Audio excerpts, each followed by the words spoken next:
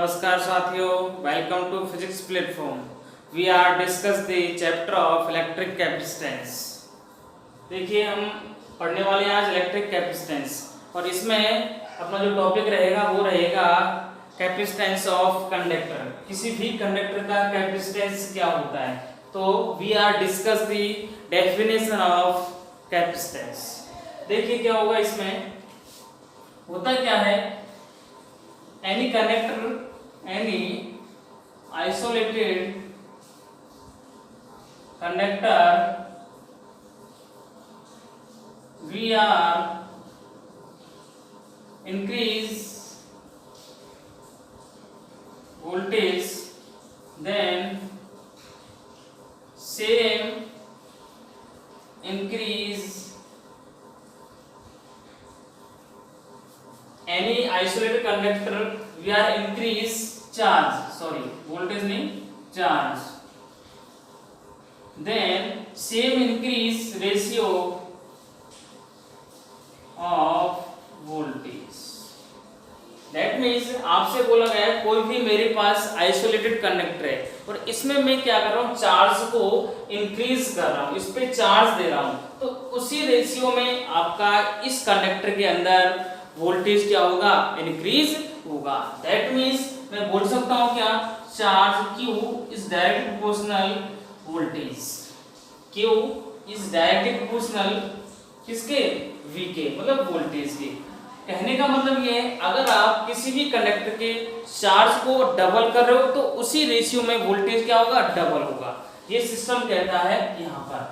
अगर मैं जैसे इस प्रोपोर्शनल मार्क को हटाता हूँ, ये जो प्रोपोर्शन क्या है आपका अक्षर है, इसको हटाता हूं तो ये कांस्टेंट आता है। यहाँ पर कांस्टेंट क्या आ गया आपके सामने, सी क्या है, it is a constant, proportionally constant. C क्या है यहाँ पर, प्रोपोर्शनली कांस्टेंट, और इसको यहाँ बोलते हैं कैपेसिटेंस।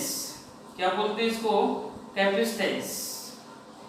तो कैपेसिटेंस क्या हो गया, C equal to Q upon V। बोल सकता हूँ क्या, कैपेसिटेंस का फॉर्मूला क्या हो गया मेरे पास, C equal to Q upon V, that means charge upon voltage.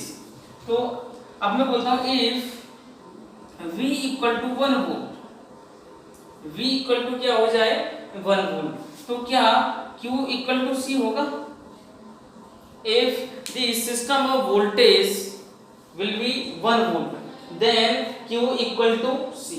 तो अगर मैं इसकी डेफिनेशन बोलना चाहूँ, if the system of voltage 1 volt increase, then system of conductor charge equal to capacitance of conductor। that means अगर मैं किसी भी सिस्टम का, किसी भी जो कंडक्टर है उसका जो वोल्टेज है वो 1 वोल्ट अगर मैं इंक्रीज करता हूं, तो उस सिस्टम का मेरे को चार्ज 1 वोल्ट करने के लिए, चार्ज 1 वोल्ट करने के लिए जो सिस्टम होगा वो चार्ज क्या होगा आपका, एक कंडक्टेंस होगा या कंडक्टर होगा।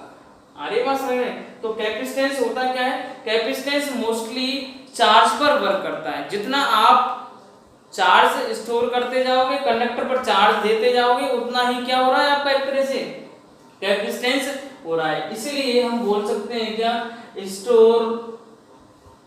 stored of charge is called capacitance। कहने का मतलब है अगर किसी भी कंडक्टर पर आप चार्ज को स्टोर करते जा रहे हो, उसको हम क्या बोलते हैं, कैपेसिटेंस। और इससे एक डिवाइस भी बनाई जाती है, whose device of store of charge is called the capacitor। क्या बोलते हैं उसको, कैपेसिटर बोलते हैं। जो आपने पंखे मोटर वगैरह में सफेद कलर का देखा होगा, जो पंखे में लगा रहता है सफेद कलर का, वो क्या कहलाता है आपका, कैपेसिटर कहलाता है। और मोस्टली कैपेसिटर होता है क्या है, वो कैपेसिटेंस को ही स्टोर रखता है। और कैपेसिटेंस क्या है, स्टोर ऑफ चार्ज, चार्ज को स्टोर करना। अब मैं आपको एक क्वेश्चन देता हूं इसमें, if the voltage are double of conductor, then effect of capacitance. Second question, if the charge are double of conductor, then effect of capacitance। आपसे बोला गया है कोई भी कंडक्टर है उस पर वोल्टेज उसका मैंने क्या कर दिया, डबल कर दिया। तो वोल्टेज के डबल करने से आपसे पूछा है कि कैपेसिटेंस कितना होगा, डबल होगा, हाफ होगा या नो इफेक्ट। और सेकंड क्वेश्चन है आपने चार्ज को डबल किया है, तो चार्ज के डबल करने से उस सिस्टम का कैपेसिटेंस क्या होगा, क्या इफेक्ट पड़ेगा उस पर, बताइए। तो यहां से अगर हम देखना चाहें, देखिए आपको क्या कर रहा है, वोल्टेज को डबल कर रहा है। फर्स्ट में क्या कर रहा है, वोल्टेज को डबल। तो आप यहां से निकाल सकते हो क्या, वोल्टेज को डबल कर रहे हो तो आप बोलोगे सर सी क्या हो गया, हाफ हो गया। सी क्या हो गया, हाफ। और सेकंड में क्या बोलोगे, चार्ज को डबल कर रहे हो। चार्ज को डबल करने से आप बोलोगे सर चार्ज के तो प्रोपोर्शनली है ये सी आ रहा है, तो सी कितना होएगा, डबल। ये आंसर आ गया आपके, जबकि ये आंसर क्या है, बिल्कुल रॉन्ग है। इस प्रकार से हमें नहीं देना है। आपने ध्यान नहीं दिया, यहाँ पर जिस बेस में यहाँ पर इंक्रीज वोल्टेज की फॉर्म में होगा, चार्ज में जितना क्या होगा, चेंज होगा, उतना ही चेंज किस में होगा, वोल्टेज में होगा। आगे बात में क्यों, क्यू प्रोपोर्शनल क्या है, वी। तो यहां से देखिए आप, अगर पहले वोल्टेज क्या था, फर्स्ट क्वेश्चन को सॉल्व कर रहा हूं, वोल्टेज क्या है आपके पास, वी था। अब वोल्टेज को कितना कर दिया आपने, 2v। तो वोल्टेज के रेशियो में ही क्या होगा, चार्ज में चेंज होगा। क्यों, क्योंकि Q प्रोपोर्शनल क्या है, V। V को आप अगर डबल कर रहे हो तो चार्ज भी तो क्या होगा, डबल होगा ना। तो Q यहाँ तो Q कितना हो जाएगा, 2Q। तो अब आप C निकालिए, C क्या होगा, Q अपॉन C क्या है, देखिए यहाँ से Q अपॉन V, तो 2Q अपॉन 2V। तो 2 से 2 तो कितना, Q अपॉन V। देखिए Q अपॉन V पहले था, Q अपॉन V अब आया है। तो कोई इफेक्ट पड़ रहा है क्या, नो इफेक्ट। अरे बात समझ में, क्योंकि वोल्टेज को हम डबल कर रहे हैं तो चार्ज भी तो डबल होगा ना, क्योंकि क्या है, Q प्रोपोर्शनली V है। तो हम बोल सकते हैं कंडक्टर का जो कैपेसिटेंस होगा वो क्या है, उस पर कोई भी इफेक्ट नहीं होगा। अगर सेकंड की बात करें, if the charge are double, अब चार्ज को डबल कर रहे हैं हम। सेकंड क्वेश्चन सॉल्व कर रहा हूं, अगर चार्ज को क्या कर दिया आपने, 2Q, चार्ज को डबल कर दिया आपने, तो अब मैंने क्या कर, चार्ज को डबल कर तो V भी तो डबल होगा ना, क्योंकि प्रोपोर्शनली है। तो हम बोल सकते हैं 2V होगा। और फिर से कंडक्टेंस निकालिए, सॉरी कैपेसिटेंस निकालिए, क्या होगा, 2Q अपॉन 2V, 2 से 2। इसका मतलब क्या हो रहा है, Q अपॉन V। तो इसमें भी कोई भी इफेक्ट नहीं होगा। तो इस प्रकार से ये मैंने जनरल क्वेश्चन आपको बताए, तो इसमें आपको तुक्का नहीं लगाना है, ढंग से कंसेप्ट लगा के क्वेश्चन करने हैं। तो क्या हो गया आपका capacitance, C = Q upon V। आपको जैसे एक कंसेप्ट और बताता हूं, यहाँ पर जैसे आपने वहां पढ़ते हो ना, V प्रोपोर्शनल I होता है, तो इस प्रकार से यहाँ पर क्या है, Q प्रोपोर्शनल V है। तो इसका मैं ग्राफ बनाता हूं, तो ग्राफ कैसा बनता है, लीनियर ग्राफ बनता है इसका। कैसा बनता है, लीनियर। यहाँ पर Q और यहाँ पर V, तो इसका लीनियर ग्राफ इस प्रकार से बनेगा। अगर मैं इससे जो ये लाइन है, स्ट्रेट लाइन है, इसका मैं आपसे स्लोप पूछता हूं, क्या पूछता हूं, उसका स्लोप। स्लोप आप किससे दर्शाते हो, tan थीटा। स्लोप क्या होता है, हमेशा tan थीटा। तो यहाँ पर tan थीटा आप निकाल सकते हैं क्या। आपसे पूछा जाए जो स्ट्रेट लाइन होती है Q और V में, उसका स्लोप किस फिजिकल क्वांटिटीज को शो करता है। तो यहाँ से एक फिजिकल क्वांटिटीज आपको गेन होगी। कैसे, देखिए थीटा यहाँ बन रहा है, तो ये Q है, तो ये भी क्या होगा, Q। और ये V है, तो ये भी क्या होगा, V। ये क्या होगा, आ रही है तो समझ में। तो यहां से tan थीटा बताइए क्या होगा, tan थीटा। tan क्या होता है भाई, परपेंडिकुलर अपॉन बेस। क्या होता है tan theta, perpendicular upon base होता है। तो यहां पर क्या है, परपेंडिकुलर क्या है, बेस क्या है, v। तो q अपॉन v किसके इक्वल है, देखिए q अपॉन v यहां से c के इक्वल है। तो ये क्या बताएगा, कैपेसिटेंस को शो करेगा। कैपेसिटेंस फिजिकल क्वांटिटीज को शो करेगा। तो यहां से मैंने क्या डिफाइन कर दिया आपको, कैपेसिटेंस डिफाइन कर दिया है। अब मैं आपको इस कैपेसिटेंस की बात करूंगा यूनिट की। डेफिनेशन बता दी मैंने, इसका इफेक्ट बता दिया और इससे क्या फॉर्मूला यूज कर रहे हो आप। तो इसमें से फॉर्मूले कौन कौन से प्राप्त हुए आपको? तो Q इक्वल टू क्या होता है CV। तो यहाँ मैंने रख दिया Q और यहाँ रख दिया C और यहाँ रख दिया V। एक ट्रायंगल में समझा रहा हूँ आपको, ये क्या काम करेगा देखिए। इसका इस लाइन का मतलब तो क्या है, मल्टीप्लाई से है, और इस लाइन का मतलब है डिवाइड से। किससे है? डिवाइड से। अब मैं आपसे फॉर्मूला पूछता हूँ Q का फॉर्मूला, जिसका फॉर्मूला निकालना है उसको ही आपको क्या करना है, यहाँ से छुपा देना है। जैसे मैं बात करूं Q का, तो Q इक्वल टू क्या बनेगा, Q को छुपा दिया मैंने, तो क्या बच रहा है C और V, और यहाँ क्या आ रहा है आपको, मल्टीप्लाई। ये क्या, ये लाइन क्या बताएगी, मल्टीप्लाई को, ये लाइन डिवाइड को बताएगी। तो यहाँ पर क्या हो रहा है, ये लाइन यहाँ पे C इंटू V, तो Q क्या बन गया, C इंटू V। मैं आपसे पूछूं C बताइए, तो C क्या होगा यहाँ से, तो Q अपॉन V, और V क्या होगा यहाँ से, Q अपॉन। हमारे पास इस प्रकार से तीन फॉर्मूले आपको याद रखने हैं। अब मैं इसके बाद बात करूंगा किसकी, इसके यूनिट और डायमेंशंस की। जो कैपेसिटेंस होता है उसकी बात करेंगे हम, और उसके किसकी, यूनिट और डायमेंशंस की।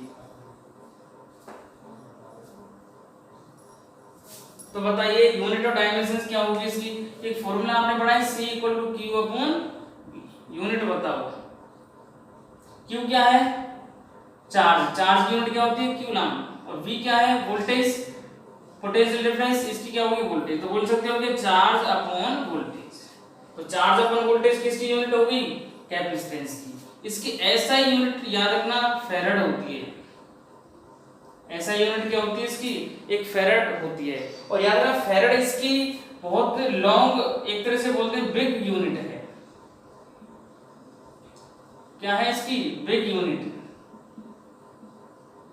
बहुत बड़ी यूनिट है ये फैराड। इसलिए इसको हम क्या बनाते हैं, स्मॉल बनाते हैं। कैसे, micro farad, milli farad, nano farad, pico farad. तो एक माइक्रो जो फैराड होगा वो होगा 10⁻⁻6 फैराड। माइक्रो फैराड क्या होगा, 10⁻³ farad. Nano farad 10⁻⁹ farad. Pico farad 10⁻12 farad. तो सबसे जो बड़ी यूनिट है वो क्या है, इसकी फैराड है, और इसकी सिंपल यूनिट क्या है, कूलम पर वोल्ट है। ये इसकी ऐसा यूनिट है। अब मैं आपसे और बात करूं इसकी डायमेंशंस की। इसकी डायमेंशंस इक्वेशन क्या होगी, बताइए डायमेंशन इक्वेशन क्या निकालोगे आप, डायमेंशन इक्वेशन बताइए। डायमेंशंस ऑफ कैपेसिटेंस, तो C इक्वल टू क्या है फॉर्मूला, Q अपॉन V। तो Q की डायमेंशन आपको याद है कि चार्ज की क्या होती है, A1 T1, क्या होती है, A1 T1।